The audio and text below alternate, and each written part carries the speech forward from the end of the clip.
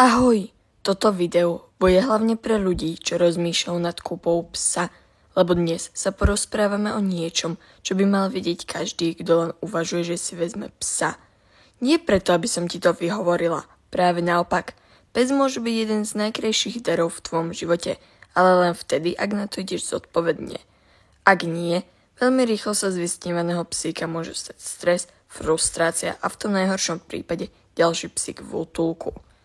Lebo nie každý človek vie, čo mať psíka obnáša. Možno ťa zaujala fotka chlpatej guličky s veľkými očami a packami, veď kto by nechcel také rozkošné štenia. Ale štenia je nepredvídateľné.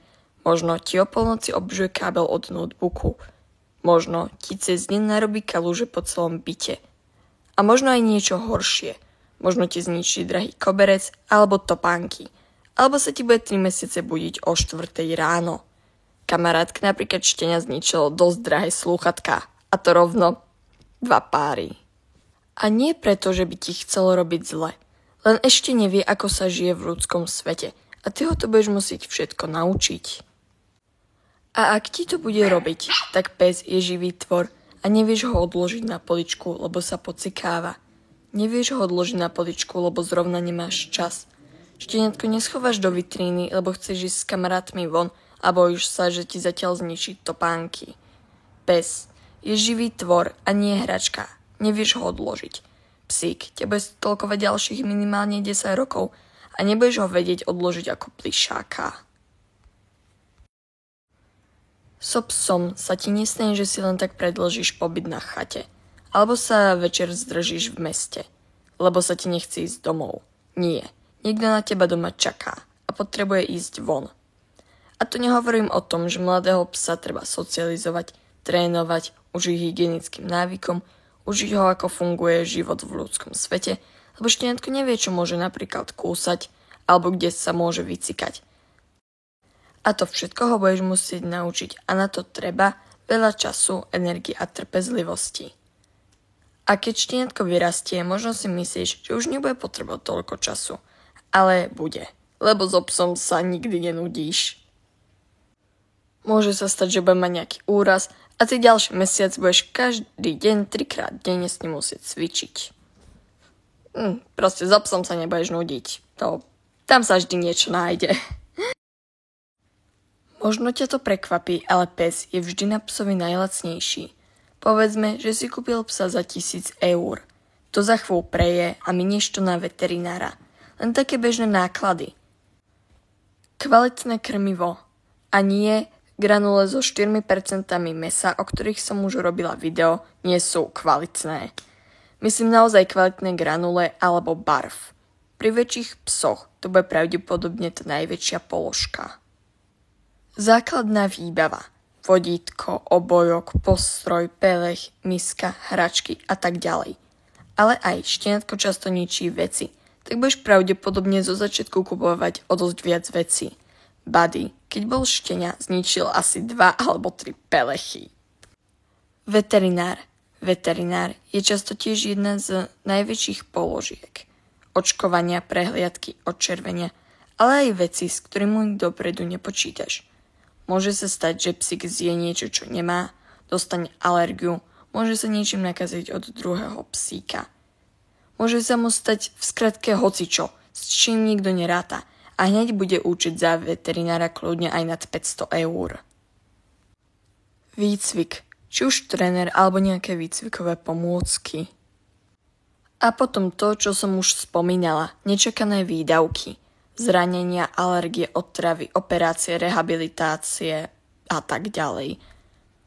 Už len samotný výber správneho krmiva, ak má pes alergie, citlivé trávenie alebo potrebuje špeciálnu stravu, môže stať desiatky eur mesačne navyše.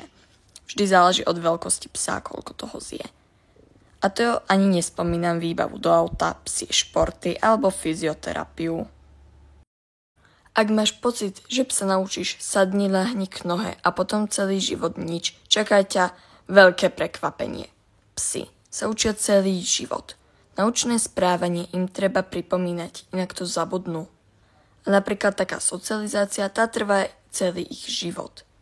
Ale môže sa ti stať, že psíka napadne iný pes a budeš s ním musieť riešiť strach zo psov a podobné veci.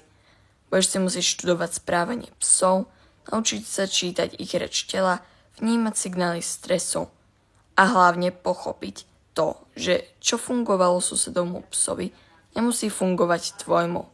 Každý pes je iný, inak rýchlo sa učí a idú mu iné veci. Ja mám napríklad 2 psov rovnakého plemena, aj tak sú každý úplne iný a úplne inak sa s nimi pracuje.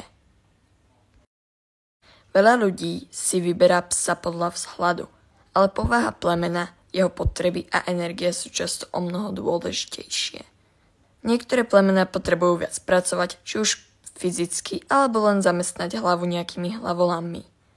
A keď to nemajú, tak si program nájdú sami a to je väčšinou ničenie vecí. A iné plemená viac ocenia gauč a pokoj.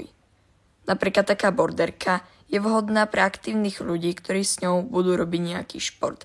A napríklad taký mopslík asi nevynikne v agility a viac ocení gauč. Alebo niektoré psy vonku nemôžu byť, aby strážili, buď preto, lebo nemajú na to srsť alebo povahu a viac ocenia byť s tebou.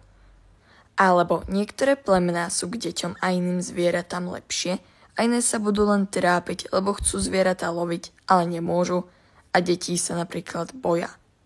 V skratke, pri výbere psíka sa nepozeraj len na vzhľad, ale hlavne na povahu. A určite rozhodovanie o tom, aké plemeno si vyberieš, nerob rýchlo a radšej si to poriadne premysli, lebo psík s tebou bude minimálne ďalších 10 rokov a keď si nevyberieš plemeno, čo ti sedí, budete sa trápiť obaja. Aj ty, aj psík. Ak si toto celé vypočul alebo vypočula a stále chceš psa, úprimne ti držím palce. Je to nádherné, výnimočné a niekedy aj poriadne náročné. Ale ak to robíš srdcom a rozumom, ten pes ti všetko vráti. Každý jeden deň. Toto video určite pošle ľuďom, čo rozmýšľajú nad tým, že si kúpia psíka, aby vedeli, na čo sa pripraviť a nebol ďalší psík zbytočne v útulku.